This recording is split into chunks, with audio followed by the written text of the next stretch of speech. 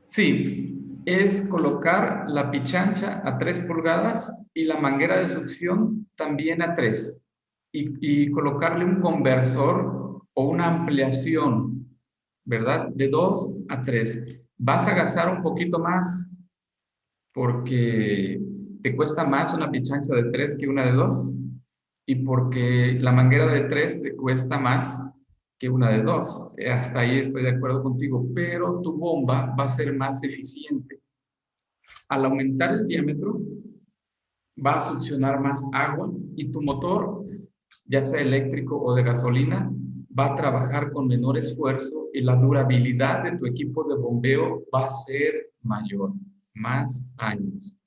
Entonces, lo que tú gastas al inicio en el costo de las pichanchas y las mangueras, se te va a regresar en tiempo, en eficiencia y en duración de tu equipo de bombeo. Sí hay que ampliarlo, es la recomendación. Pero tenemos 3 casos: ampliarlo, dejarlo al mismo diámetro o reducirlo. Si lo amplías, excelente. Si lo dejas en el mismo diámetro, dices, bueno, ¿verdad? Ojalá y no te ocasionen problemas el equipo de bombeo. Pero si reduces, tenemos por ahí un error muy, muy, muy grave. Tipos de bombas y cuál es el criterio para su elección. Bueno, el criterio para la elección de la bomba es lo que nosotros tengamos en campo. Mi primer criterio es que yo le daría preferencia a las bombas eléctricas. Si tú en tu rancho, en tu parcela, en tu invernadero tienes electricidad, no dudes, bomba eléctrica. Sería mi prioridad y mi criterio de elección. Si no cuentas con electricidad, entonces, híjole, estás obligado a usar bombas de gasolina. Sería mi segundo criterio. Pero las bombas de gasolina pierden eficiencia. Al inicio que tienes el tanque lleno de gasolina, tu bomba va a ser muy eficiente porque el tanque de gasolina está lleno y estás operando con buena presión. Cuando disminuya la gasolina de tu tanque, tu bomba de gasolina va perdiendo eficiencia. Dice, la ampliación a la salida de la succión de la bomba, pero yo creo que esa fue de una respuesta que estaba dando anteriormente. Bueno, pero sí también tengo que comentar algo. A ver, adelante. Sí, la recomendación es ampliarse en la succión hacia la pichancha, hacia donde está el agua. Y también es la misma recomendación en la descarga de la bomba.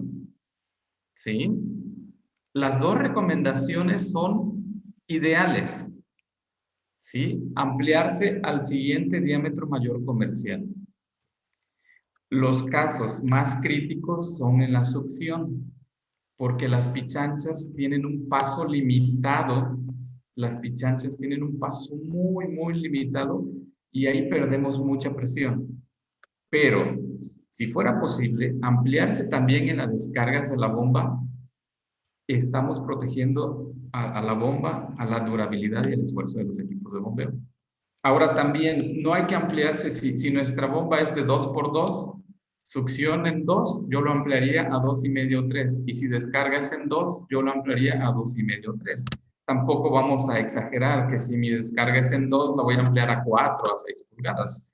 Es una exageración, ¿no? Es al siguiente diámetro mayor comercial. Dice, ¿la arena que va en filtros lleva algún lavado cada cierto tiempo? Sí, cuando hablamos de esos tanques grandotes, pesados, caros, y en su interior tienen arena, y dijimos que la recomendación era para los tipos de agua que están al descubierto como canales de riego y que se llenan de lama, y en estos casos hay que colocar filtros de arena. El lavado tiene que ser frecuente. ¿Sí me explico? ¿Qué tan frecuente? Otra vez volvimos a la misma parte de los filtros de anillos o de mallas, ¿no?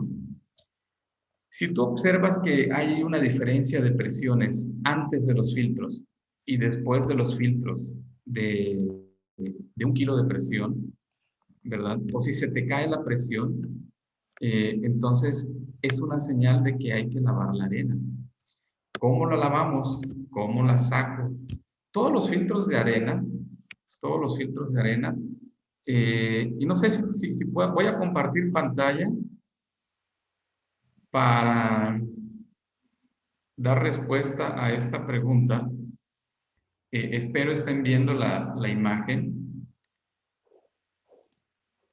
Todos los filtros en su interior traen aquí en esta parte una tornillería y una salida, aquí donde está el cursor de mi mouse. Por aquí se saca toda la arena que hay en el interior. Se saca toda la arena con la mano, porque el espacio es como para meter el brazo de una persona. Y en la parte de arriba también trae una tapa metálica pero es de un diámetro de 6, 8 pulgadas, donde si acaso una pequeña pala muy pequeña, podemos empujar la arena y podemos sacar la arena. Ahora, ¿qué hacemos cuando saquemos la arena de estos tanques? Lavarla. ¿Con qué la lavamos? Bueno, no solamente con agua, si tenemos la posibilidad de usar algunos ácidos, vamos a echarle a un tambo de agua de 200 litros, le echamos ácido al agua, a máximo medio litro, 1 litro de ácido, y entonces ahí vamos echando o a cubetazos echando la arena y tenemos que ir limpiando la arena, ¿no? Ahora, la durabilidad de las arenas en estos tanques puede ser de 1 año, 2 años, pero no hay una receta fija, porque depende de la calidad de aguas que tengamos, ¿no? Entonces, no hay una recomendación. Yo te puedo decir que las puedes lavar cada 2 meses, pero el experto vas a ser tú que estás en campo si te está dando problemas, si se te tapan muy rápido los filtros, tienes que lavar más frecuente la arena o tienes que comprarte otro tanque, ¿verdad? Para que el agua sucia se distribuya en más tanques y te dé la posibilidad de que no se te tape tan seguido. Esa sería mi sugerencia. ¿Qué fórmula utilizó para las pérdidas de energía? Sí, utilizamos la fórmula de Manning y comentaba yo en ese momento que hay otros autores y hay más fórmulas. Por ejemplo, está la fórmula de Hazen-Williams, la fórmula de Darcy-Weisbach, y hay combinaciones incluso de fórmulas, y cada fórmula especifica la rugosidad del material que se esté manejando, y podemos utilizar cualquiera de las otras. A nosotros nos ha dado un buen resultado utilizar las fórmulas de Manning para el cálculo de pérdidas por fricción. Entonces, Manning es un autor, lo pueden encontrar ahí en internet, ahí está la fórmula. O pueden utilizar cualquiera de las otras fórmulas. También los resultados son muy, muy similares, ¿no? Aunque con la fórmula de Manning nos da un poquito más de seguridad, de diámetros más grandes usar en las tuberías, y estamos un poquito más seguros, o si a futuro ocupamos nosotros cambiar nuestro cultivo de mayor demanda de agua, nuestras tuberías enterradas ya quedan con un diámetro un poquito más grandes. Al utilizar fórmulas de Hazen-Williams, nos da como resultado utilizar fórmulas con diámetros más pequeños, pero también nos ahorramos dinero en la compra de tuberías, pero estamos limitados al crecimiento de nuestro cultivo en un futuro. Los goteros con menor flujo son más propensos a taparse en comparación a los de mayor flujo. Sí, buena observación. Cuando usamos nosotros goteros de menor flujo, la ventaja que tenemos es de que nuestra longitud de cinta nos podemos extender un poquito más. en comparación con usar flujos más altos. Esa es la ventaja. Pero tenemos la desventaja de que la abertura de salida es menor, es más pequeñita, es más chiquita. Entonces, corremos el riesgo de un mayor taponamiento en este tipo de goteros con flujos bajos. Tiene su ventaja alargarnos más en la longitud de riego de la cinta, del surco, pero tenemos la desventaja de, de taponamiento si no tenemos un buen equipo de filtrado.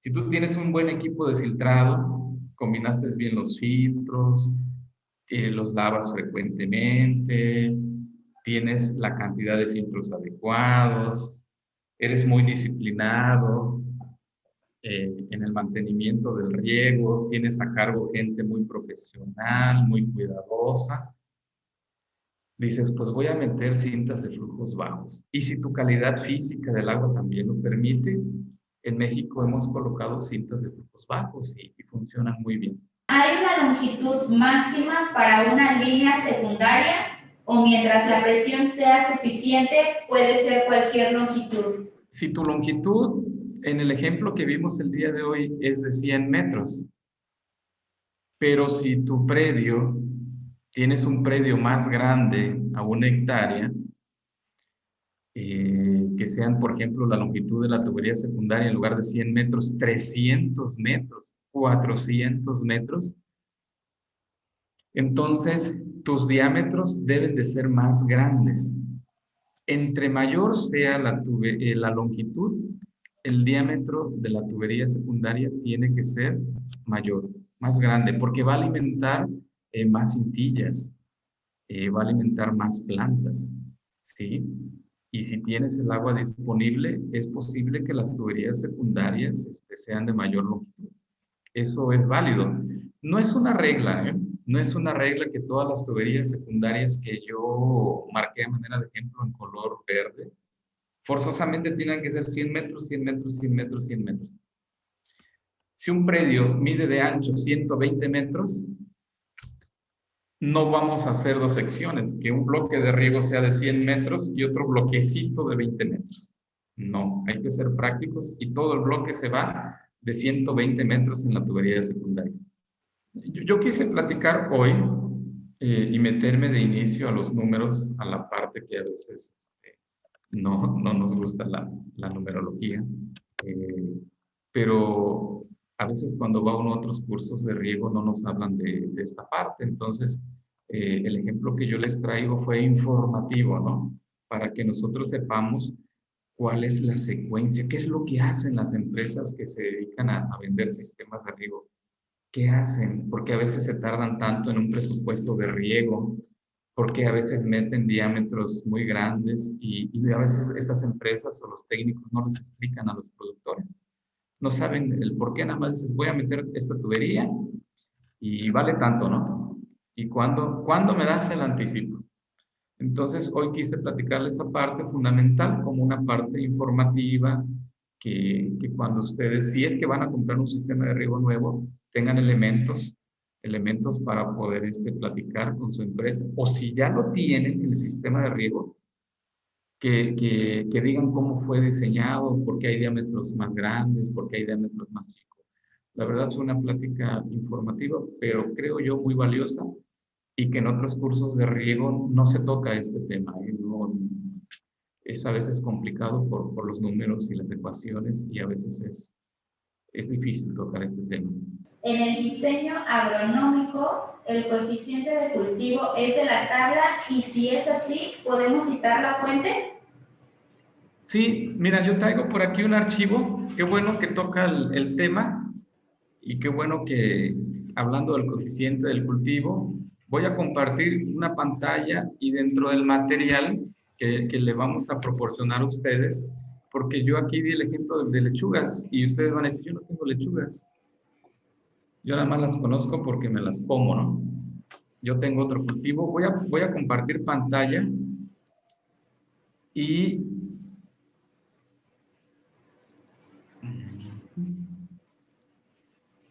aquí estoy. hablando del KC, y son valores que los proporciona la FAO. Miren ustedes, son valores de coeficientes, dice para hortalizas pequeñas,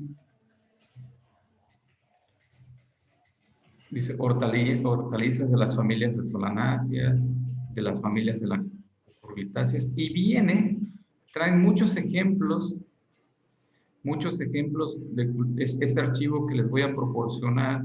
Incluso hay hasta de frutales. ¿Cuál es el caso de los frutales? Trae más de 100 cultivos, ¿sí? Hay más de 100 cultivos. Y aquí en la celda, ojalá y lo pudieran ver, en la celda B4, dice el KC inicial. ¿Cuánta agua necesitan los cultivos al inicio, verdad? ¿Cuál es el coeficiente de cultivo? En la siguiente columna, el coeficiente de cultivo medio y el coeficiente de cultivo final. ¿Qué significa esto? Por ejemplo, zanahoria. Aquí está, zanahoria. Un productor que tenga zanahorias.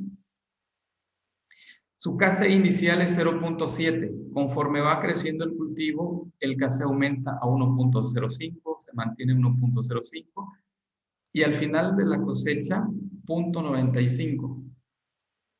¿Cuál es el KC que yo voy a utilizar para ponerlo en la formulita que yo les proporcioné cuando iniciamos el curso? Aquí está. Vamos a elegir el mayor. Si hablamos de zanahoria, yo creo que elegí, si no me equivoco, un KC de 1 para lechugas. Para las zanahorias 1.05 el máximo. Y vamos con otro cultivo. Por ejemplo, trigo. El KC del cultivo, el trigo, que está en el renglón 72. Su KC es 1.15, pero el inicio es 0.3. Luego crece 1.15, 1.15 y luego baja. ¿Cuál elijo? El mayor. ¿Por qué el mayor? Porque si yo elijo el KC mayor, entonces voy a hacer un diseño de tal manera que mis tuberías van a estar preparadas cuando el cultivo y van a abastecer de agua suficiente cuando mi cultivo esté en mi máxima demanda de agua. Si yo de inicio elijo un KC pequeño, entonces mi diseño me va a salir con tuberías pequeñitas, de diámetro pequeño, y cuando mi cultivo esté grande, pues no va a tener la capacidad ni mi tubería ni mi bomba para abastecer de riego cuando mi cultivo esté en plena floración o fructificación. Entonces, este archivo yo se los voy a proporcionar. ¿Qué pasa cuando yo tengo un cultivo y no está en este archivo? Se puede meter a internet, pueden meter a internet y ahí les proporciona el KC máximo de cada cultivo. O se van a un cultivo que pertenezca a la misma familia, que sea muy parecido en cuanto a su fisiología, y ese KC lo pueden utilizar. ¿Qué cintilla es la más apropiada para su aplicación subterránea en el caso del cultivo de caña de azúcar? Sí, comentábamos hace rato que en goteos subterráneos obligatoriamente debemos elegir calibres gruesos, resistentes, por muchas razones. La primera es que al ser más grueso, la cinta, al ser enterrada, no tiene tantas curvaturas al ser enterrada, no es flexible. Al ser un calibre grueso, da la apariencia de que es una manguera un poco más rígida y no va a tener ondulaciones a la hora de irse enterrando en el suelo. Esa es una razón. La siguiente razón es de que no podemos estar cambiando cinta cada año. Entonces, la durabilidad de los calibres gruesos nos permiten, para el caso de caña de azúcar, lo hemos instalado, por ejemplo, allá en la región de Mante, Tamaulipas, acá en México, y hemos colocado nosotros calibre 15,000 a una profundidad de 50, 60 centímetros de profundidad para caña de azúcar. Al usar calibres gruesos, también debo comentar que el sistema de riego es más caro, pero están diseñados para durar lo que dura el ciclo de la caña de azúcar. Calibre de 15,000 es mínimo, es lo que hay que recomendar para goteo subterráneo en caña de azúcar. ¿Cuál es la forma más eficiente de colocar los goteros de las cintillas, hacia arriba o hacia abajo? Muy bien, qué bueno, qué bueno que hacen esa pregunta. Tiene que ser el gotero hacia arriba y no hacia abajo. ¿Por qué? Por varias razones. Cuando las colocamos hacia abajo, que es incorrecto, está funcionando la cinta de goteo y cuando apagamos el sistema de riego, hay a veces un retroceso, un flujo del agua, hay un retroceso. Entonces hay como una pequeña succión aquí en el suelo, una pequeña succión cuando apagamos las bombas, los equipos de bombeo, y en esa succión puede jalar la arenisca que esté en el suelo y entonces podemos ir tapando los goteros si los colocáramos abajo. Por eso los goteros deben de ser colocados hacia arriba. Otra de las razones, si pareciera broma, que cuando el gotero está hacia abajo, van los pequeños hormiguitas sí, hormigas, yo lo he visto mucho en hormigas, van a tomar agua del gotero. Y a veces tenemos muchos problemas de que pequeños animalitos se meten al gotero y tapan los goteros. Esa es una segunda razón. Por eso debe ir hacia arriba. La tercera razón que yo me he dado cuenta es que a veces nuestras calidades de agua no son muy buenas, tienen muchos bicarbonatos de calcio. Entonces, nuestras horas de riego son 1 hora, 2 horas de riego. Apagamos el sistema de riego, el equipo de bombeo, y queda agua en el interior de las cintas. Y entonces esos carbonatos de calcio el agua queda en la parte de la mitad de la cinta hacia el suelo, y toda la noche ahí quedan los carbonatos de calcio y pueden tapar también el laberinto de los goteros. Por eso hay esas 3 razones para que los goteros estén en la parte superior, se instalen en la parte de arriba. Incluso hasta pareciera broma también que cuando estas pequeñas hormiguitas quieren agua, se quieren subir las hormigas a la cinta y se resbalan y se caen y ya no suben. Entonces ellas toman agua que hay en el suelo, pero ya no tienes posibilidades de que se tapen los goteros. Inge, por aquí tenemos otra pregunta, no sé si vaya relacionado con lo mismo. ¿Qué presión se maneja en las cintillas? Calibres, alrededor calibres de 6000, que es uno de los más comerciales, manejamos nosotros presiones entre 8 y 10 metros de columna de agua. ¿Qué significa de esto en presión, en libras? Manejamos alrededor de entre 8 y 10 libras de presión, 12 libras de presión.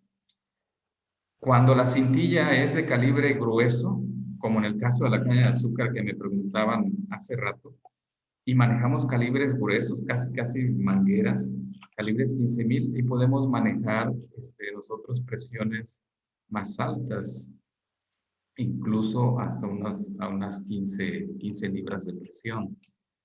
Pero la adecuada, y se ven las etiquetas de los rollos de cinta, cuando ustedes compren un rollo de cintilla, les dice ahí que la presión de operación de la cintilla es de 8 libras. Y te dan una recomendación ahí en la etiqueta del rollo de cintilla. Dice no rebase las 10, 12 libras de presión. Usted, como experto en sistemas de riego, para evitar el toponamiento del gotero, ¿qué productos podemos utilizar para evitarlo? Sí, mira, usar un producto es una medida correctiva del taponamiento en la cintilla. Lo que yo recomiendo antes de usar un producto es que limpiemos bien las cisternas, los canales, los tinacos de riego. De ahí parte que limpiemos más frecuentemente los filtros, que haya una educación y una buena persona encargada del mantenimiento del riego, ¿sí? Lo vamos a ver mañana, que haya lavados de tuberías frecuentes, lavados al final de las cintillas para drenar la suciedad que se está almacenando en las cintillas. Y ya después de haber hecho todo esto, y si no podemos aún así corregirlo, entonces es usar los productos.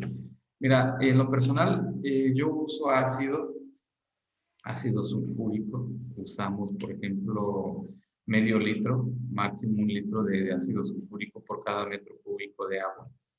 Pero los lavados a veces no son recomendables hacerlos mientras esté el cultivo.